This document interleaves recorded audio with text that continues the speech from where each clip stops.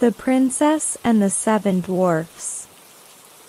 Once upon a time, in a faraway kingdom, nestled between lush green hills and sparkling rivers, there lived a kind and beautiful princess named Isabella.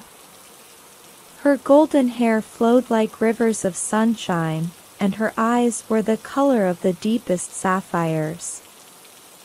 Her parents, King Leopold and Queen Annabella, ruled the land with fairness and compassion. Under their reign, the kingdom flourished, and the people lived in harmony. One bright morning, Princess Isabella decided to explore the forest that bordered her father's kingdom. She donned a simple, flowing gown and set off on horseback, accompanied by her loyal steed, Stardust. The forest was a place of magic and mystery, with towering trees, singing birds, and flowers that seemed to whisper secrets. Isabella loved the tranquility and the sense of adventure it offered. As she rode deeper into the woods, she stumbled upon a small, hidden path that she had never noticed before. Curious, she followed it until she came to a clearing. In the center of the clearing stood a quaint little cottage with a thatched roof and colorful flowers blooming all around it. The sight was so enchanting that she couldn't resist taking a closer look. She dismounted and knocked on the door, but there was no response. The door creaked open, revealing a cozy interior. There was a large fireplace, a rustic table set for seven, and 7 tiny beds lined up neatly against the wall. Exhausted from her journey, Isabella decided to rest for a moment. She lay down on the smallest bed and fell into a deep, peaceful sleep. As the sun began to set, the true owners of the cottage returned. They were 7 dwarfs, each with a distinct personality: Doc, the wise leader; Grumpy, who always had a scowl; Happy, with his perpetual smile; Sleepy, who could barely keep his eyes open; Bashful, who blushed at the slightest attention; Sneezy, who had a constant cold; and Dopey, the lovable and silent one. When they saw the beautiful princess sleeping in their beds, they were both surprised and delighted. Doc, with his spectacles perched on his nose, gently woke her up.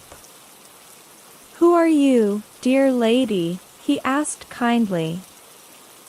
Startled, Isabella sat up and said, "I am Princess Isabella. I got lost in the forest and found your lovely cottage. I hope you don't mind that I rested here." The dwarfs, charmed by her grace and kindness, immediately offered her a place to stay. "Of course, you can stay with us, Princess Isabella," Doc said. "We would be honored to have you as our guest."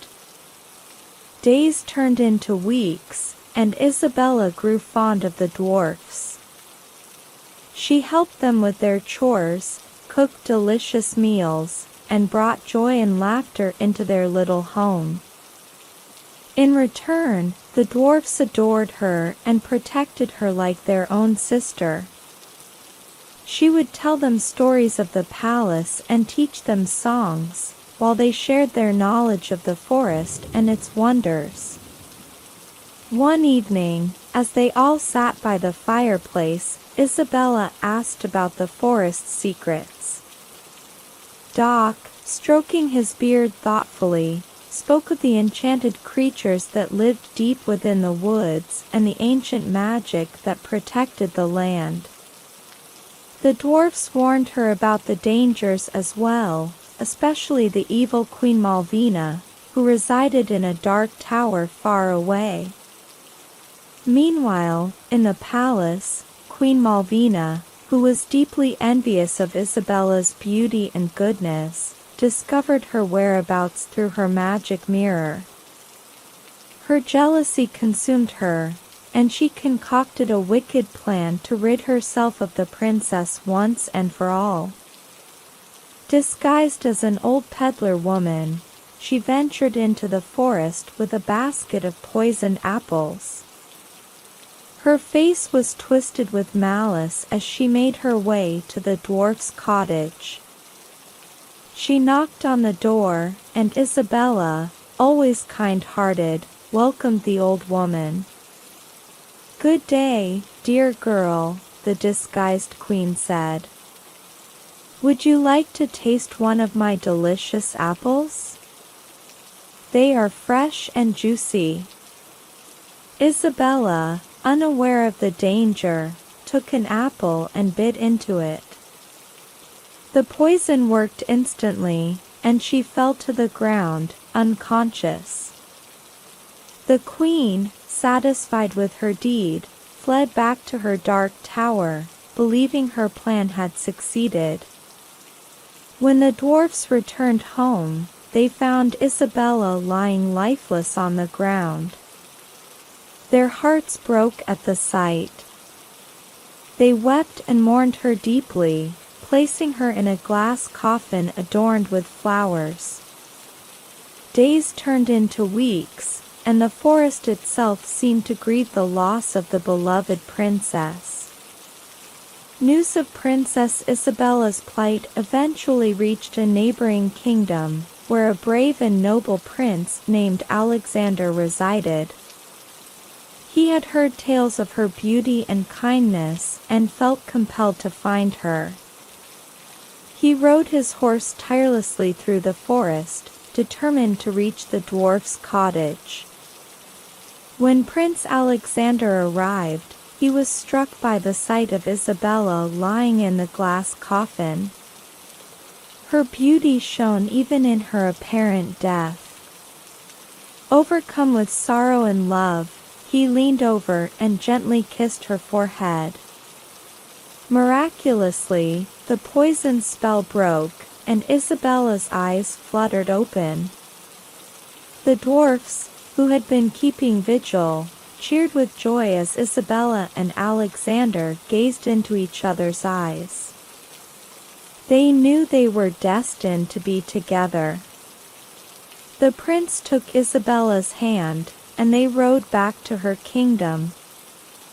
Upon their arrival, King Leopold and Queen Annabella welcomed them with open arms.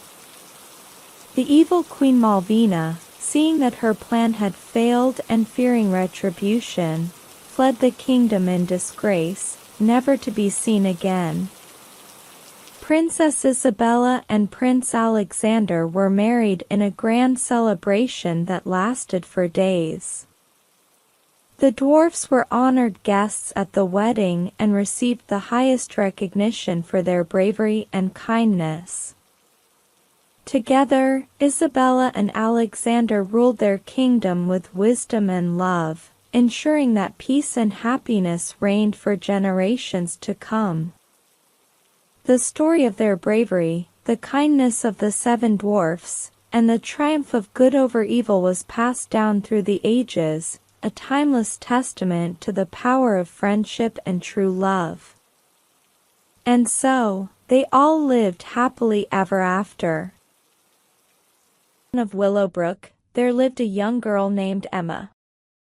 Her family owned an apple orchard, and every fall, they produced the most delicious apples in the region. But the journey to those juicy apples was anything but quick. When Emma was a little girl, her grandfather, who had planted the first apple trees, taught her the importance of patience. "Emma," he would say, "these trees don't bear fruit overnight. It takes years of nurturing, care, and time. But when they finally do, the reward is sweeter than anything you can imagine." Emma held on to these words as she grew up. She loved working in the orchard, learning the art of pruning, watering, and protecting the trees from pests. Each year, she eagerly awaited the first signs of blossoms, knowing that each step was a part of a much longer process. One spring, however, a terrible frost swept through Willowbrook. Many of the blossoms that promised a bountiful harvest were destroyed. The townspeople were disheartened, and some of the neighboring farmers decided to cut their losses and switch to quicker-yield crops. But Emma's family held on to their belief. Her father reassured her, "We've faced tough times before. The trees have strong roots, just like our family's belief in patience. We'll see this through." Throughout the summer, Emma and her family worked harder than ever, nurturing the surviving trees and planting new saplings. Emma would often sit under the shade of the oldest apple tree, reading her grandfather's old journals. In them, he had documented the many challenges he had faced and the lessons he had learned. Each entry was a testament to his unwavering faith in time and patience. As the years went by, the orchard slowly recovered. The new trees grew, and the older ones regained their strength. Emma's dedication never wavered, and she continued to believe that good things take time. One autumn, 10 years after the devastating frost, the orchard was filled with the most bountiful harvest they had ever seen. The apples were larger, juicier, and sweeter than anyone could remember. Word of the miraculous recovery spread, and people from neighboring towns came to taste the legendary apples of Willowbrook. Emma stood in the orchard, now a young woman, and looked at the thriving trees. She felt a deep sense of pride and fulfillment. The journey had been long and often challenging, but the reward was undeniable. She knew that her grandfather's wisdom had guided them through the toughest of times. One day, as Emma was walking through the town, she met a young boy named Tommy, who was struggling to grow a small vegetable garden. He was frustrated with the slow progress and was on the verge of giving up. Emma knelt down beside him and shared her story. She told him about the frost, the years of hard work, and the incredible harvest that had come after so much patience. "Remember, Tommy," she said, "good things take time. Your garden will grow if you nurture it with care and patience." Tommy looked up at her, inspired by her words. He decided to give his garden another chance, tending to it with the same care Emma had shown her orchard. Years later, Tommy's small garden flourished into a beautiful, thriving vegetable patch, and he often thought back to Emma's story. It became a cherished lesson he carried with him throughout his life. And so, the legacy of patience and the belief that good things take time continued to flourish in Willowbrook, passed down from one generation to the next, nurturing dreams, and bearing fruit sweeter than anyone could have ever imagined. Let's learn some words from the story. Apple orchard. Meaning, a piece of land planted with apple trees. Example, the Smith family owns an apple orchard where they grow and harvest different varieties of apples. Pruning. Meaning, the process of cutting away dead or overgrown branches or stems to encourage healthy growth. Example, to ensure a good yield, the farmers spent the winter pruning the apple trees. Bountiful harvest. Meaning, a large amount of crops gathered at the end of a growing season. Example, thanks to the ideal weather conditions, the orchard had a bountiful harvest this year, with bushels of apples overflowing. Devastating frost. Meaning, a severe cold spell that causes significant damage to plants. Example, The unexpected devastating frost in late spring killed many of the young apple blossoms, leading to a reduced crop. Miraculous recovery. Meaning, an unexpected and astonishing return to good condition after a period of difficulty. Example, despite the harsh frost, the apple orchard made a miraculous recovery, and the trees were soon full of blossoms again. Thriving tree. Meaning, a tree that is growing vigorously and healthily.